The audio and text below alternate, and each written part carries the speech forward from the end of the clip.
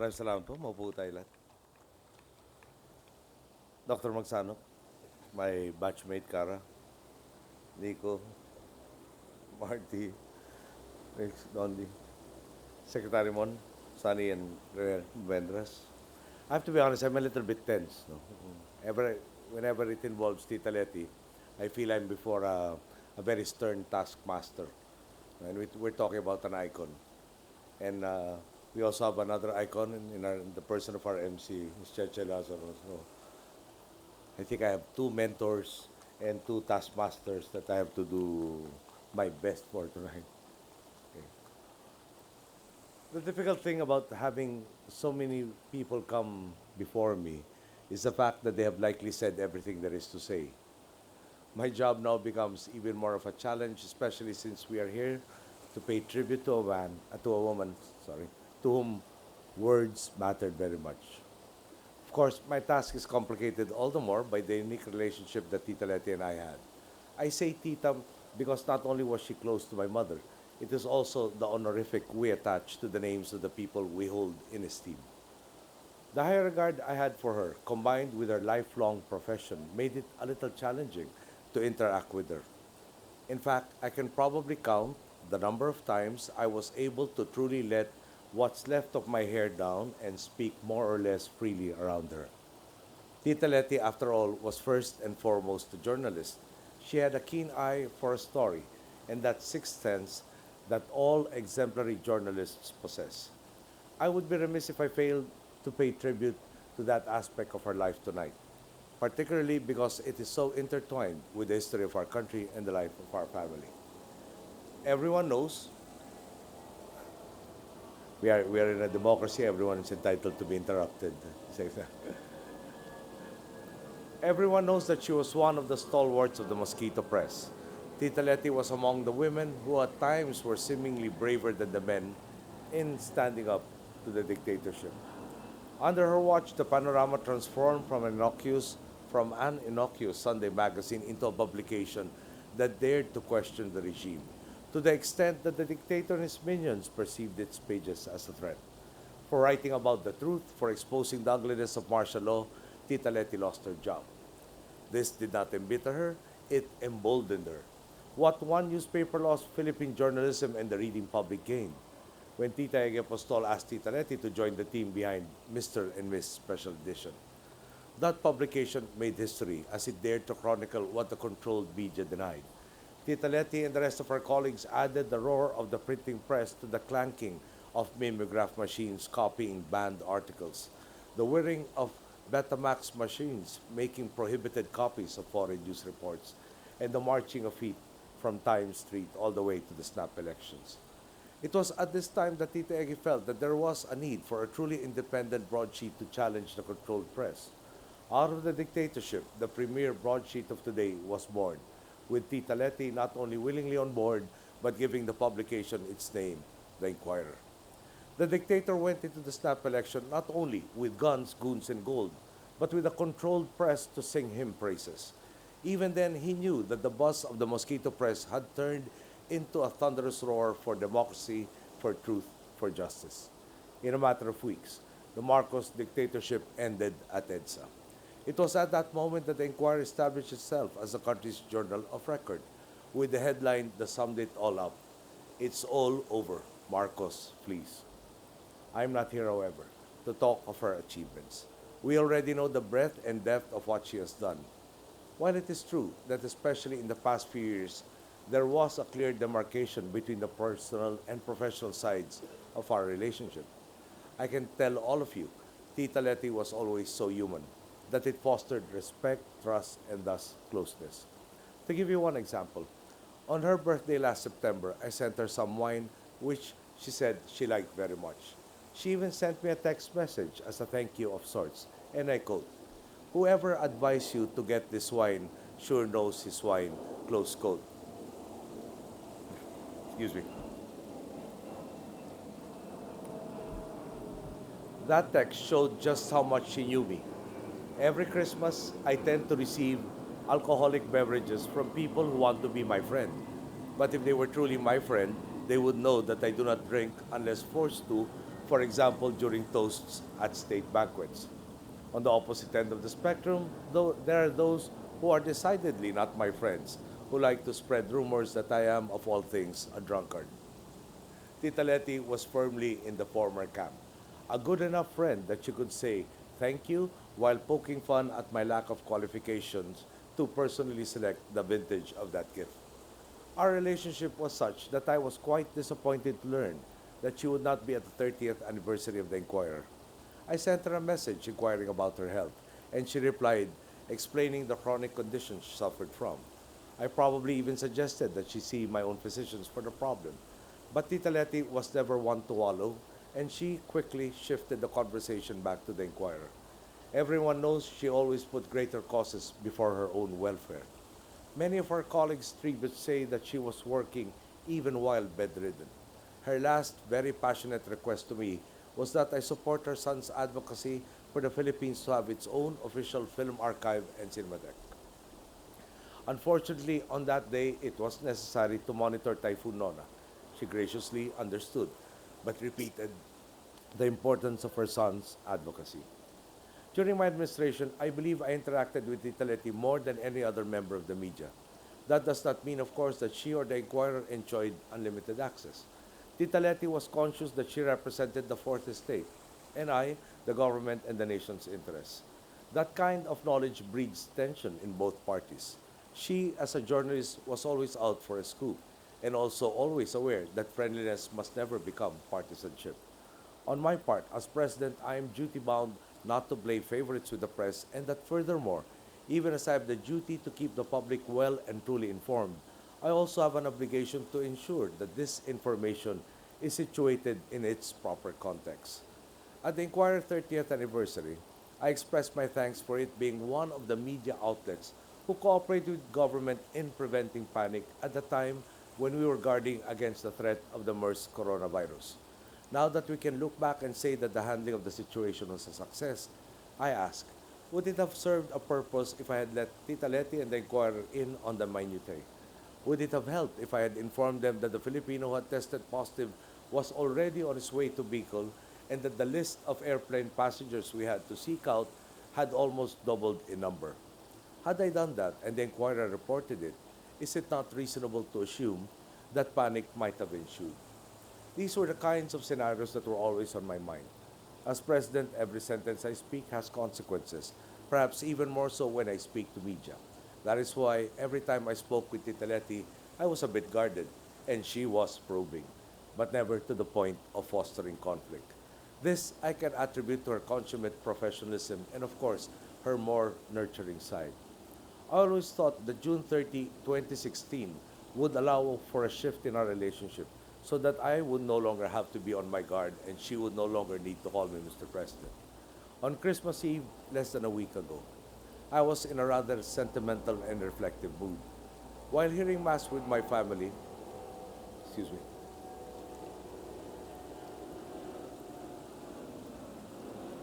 while hearing Mass with my family, I could not help but think of the people we had lost this year.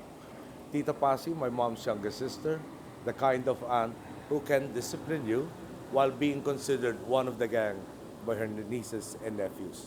There was Tito Butch, who always sought to preserve family unity and who stepped up to serve the public after my father was killed. And then there was Bong Fionan, who only some of you would have known. He was with me in the most dangerous times as a trusted member of my security detail. Bong, in just a matter of months, was diagnosed with and died of cancer, wasting away before our very eyes to the very end, refusing to ask anything of me who owed him so very much. You can imagine my shock when during our Noche Buena, the news came that Tita Letty had passed away. She was an institution, and with institutions you tend to forget that they are also people with a beginning and an end. Even if I knew she had a chronic condition, there was the belief that like every other instance of her having an illness, she would bounce back, livelier and more feisty than ever. There was a period of disbelief, tinged with sadness for the passing of such an icon and friend. What snapped me out of my depression were the vivid memories of her. For instance, if you would ask me to describe her, The image of the famed German nuns from St. Scholastica's or the Irish priest from Ateneo always come to mind. I'm sure all of us have had mentors and teachers we considered terrors. I guess what I mean. Tita Letty could give you the kind of look that would turn the blood in your veins to ice, at once direct, intimidating, and soul searching. Every time she looked at me like that, I couldn't help but think that a major sermon was in the offing. Thankfully, that never happened. At some point, she would always break out either with a smile or a very infectious laughter. Of course, given the intensity of her signature look, it always took me a few seconds to realize that she was finally smiling, at which point I could finally relax and return the gesture. For Tita Letty's truest and deepest nature was of a nurturer with a heart of gold. A nurturer who was still tough precisely because she expected you to meet the challenge of her very high expectations. Every time she spoke to me in the thirst tones that marked her as a true professional, my blood pressure probably rose at least 5 points. Which is funny because those were also the times when I felt like a college student again. One of my economics professors in Ateneo was an especially brilliant man who seemed to enjoy making life hard for me. 3 times a week, the last 15 minutes of every class was reserved for an intensive debate solely with me. I felt that he had it in it for me, and that passing the class was not a possibility. Eventually, I learned that the reason my professor was challenging me in this way was because he admired my father greatly and that he wanted to train me to be as sharp and as good. In the end, I got a B plus, but that was because my professor could not finish teaching the course due to his health problems. I'd like to think that he would have given me an A if we had been able to finish the semester, because he probably held back the final grade so that I would continue to keep striving. With Tita Letty, I'd like to think that her smiles indicated that she was pleased at how I was rising to the challenges confronting me. Excuse me.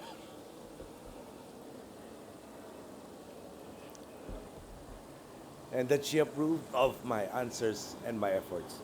In that sense, perhaps, I drew some of her motherly instincts to the forefront. Having read the tributes written by a number of writers in the choir, that seems to be an experience we all share in common.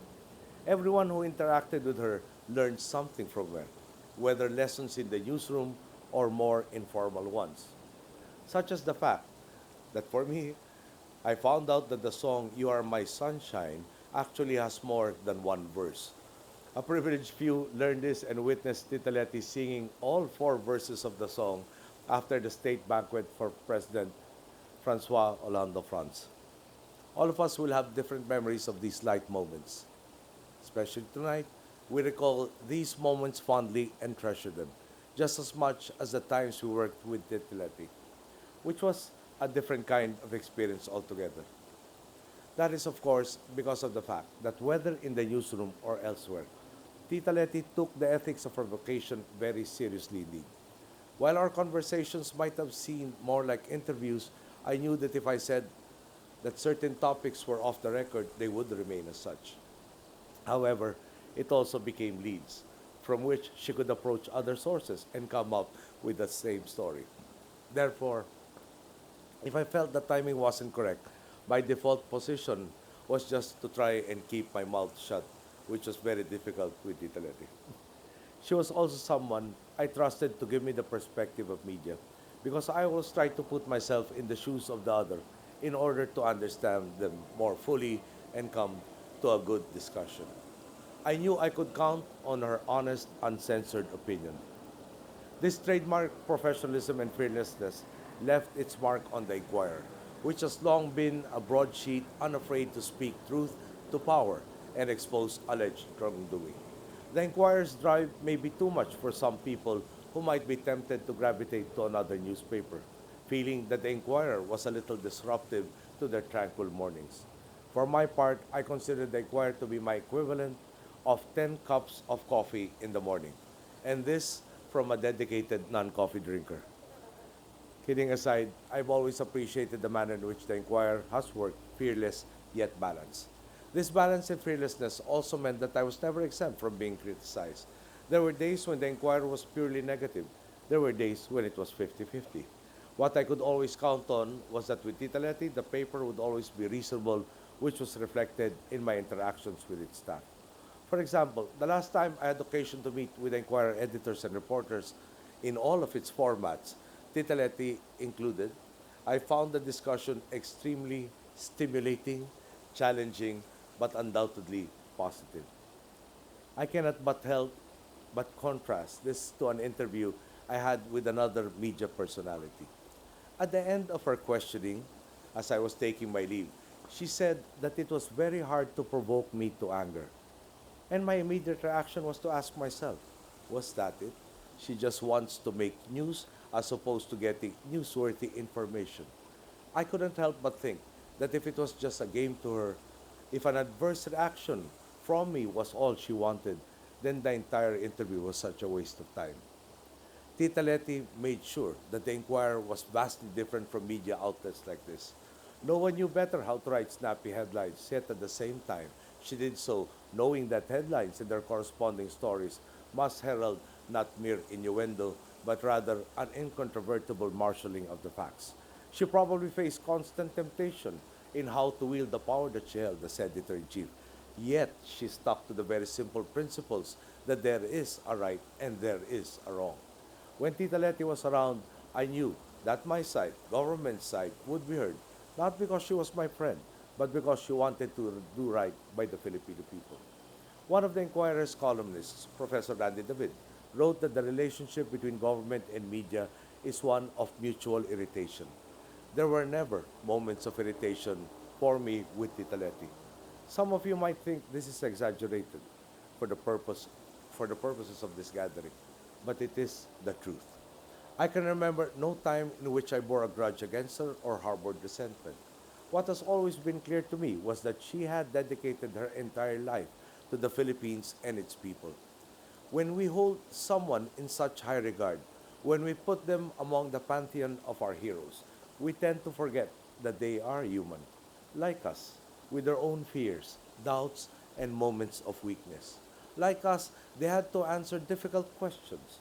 In her case, do I want the dictatorship, excuse me, do I want the dictatorship to go after me? How do I keep championing the right amidst so much wrong? Tita Letty was among those who confronted those difficult questions, rose to the challenge, and chose to do the right thing. In that regard, perhaps, she would have modestly insisted she was unique. She was not unique. But without doubt, we can agree she was exemplary. Whether in the Mr. and Miss Special Edition or the Inquirer, Tita Letty never sought power, prestige, or privilege. The courage, idealism, and optimism she displayed in her work were all born of a deep and abiding love for her country and her countrymen. After her passing, one of our mutual friends told me that she felt like an orphan. It struck a chord in me because I am also an orphan. Perhaps you will allow me to draw some parallels. The loss of Tita Letty for her family, both at home and at the Inquirer, was like the loss of our father.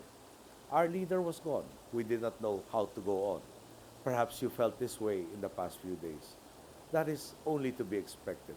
Such news will always leave us shocked, sad, and grieving.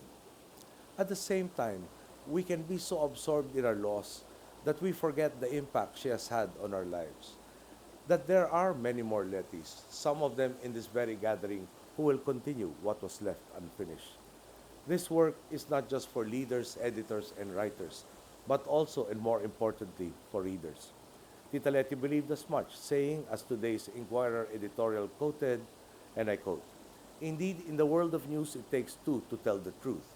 We in the media have the responsibility to report the news accurately and with fairness, which follows accuracy, and completely subject to space and deadlines. Your responsibility as readers is to keep yourselves informed. Remember that in this country of dangerous uncertainties and of many disasters, natural and man-made, what you don't know can kill you." Close quote. Having heard the challenge she issued, should we allow ourselves to grieve so fully? Or should we be happy and thankful that once there was someone like Letty Jimenez Magsanoc who set out on a mission early in her life and even in death will continue to inspire others to pursue that mission?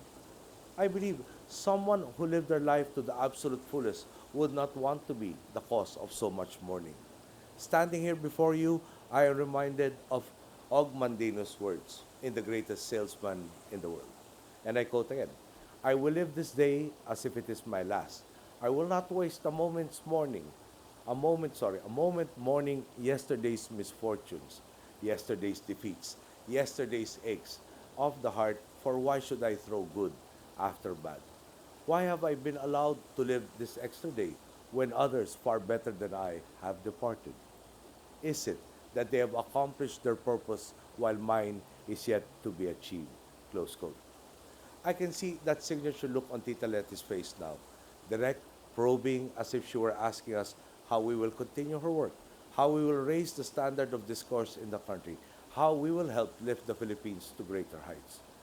When we are able to answer, when we can meet Tita Letty once again, I know that intimidating look will melt into a warm and proud smile because we have indeed taken up the task at hand.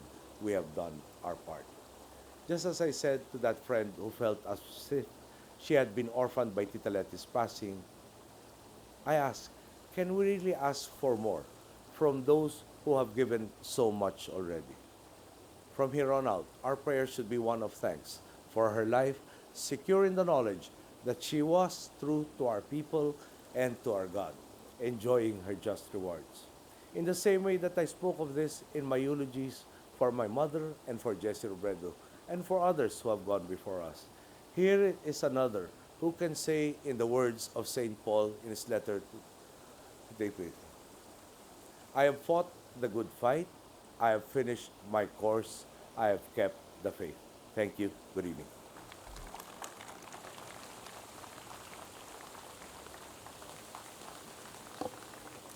Thank you, Mr. President, for those very powerful words and sharing of your personal experience with LJM, whom we hope will continue to live in each and every one of us. Thank you, po. And now I'd like to call on the youngest brother of LJM, or Letty. May I now call on Butch Jimenez to share with us his thoughts on his sister. Mr. Jimenez.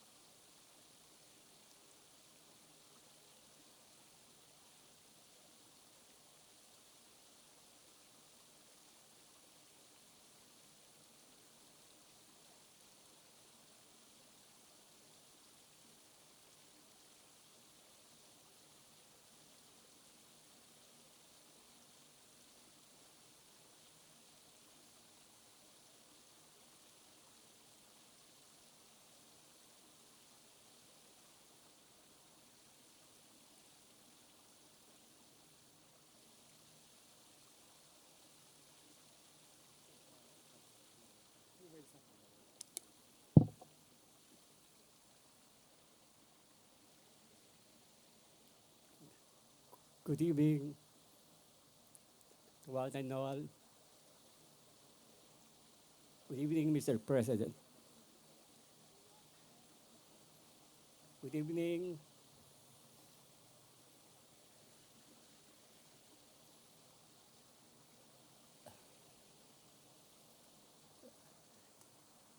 our relatives, cousins, for your always the support is always there. Thank you very much, cousins, friends, the family inquirer, the lovely Prietos. Thank you for being here again. We heard you last night. And of course, friends of our elder sister, Letty, And should I include also enemies? As Nico said, one of his speeches, we also include the enemies of Letty Magsanoc. Thank you very much for being here, if you are here. Anyway, I told Kara before the program, I told Kara I'm not prepared really to talk before here, but knowing Kara, same with her mother, they are very persistent. This is one of the characteristics of our eldest sister, Letty. I don't really know what to say. I tried preparing early this morning. I tried to scribble what to say to Letty, who who I usually refer as my favorite sister in the Philippines. I always emphasize in the Philippines because I have 3 sisters abroad, so as not to offend them.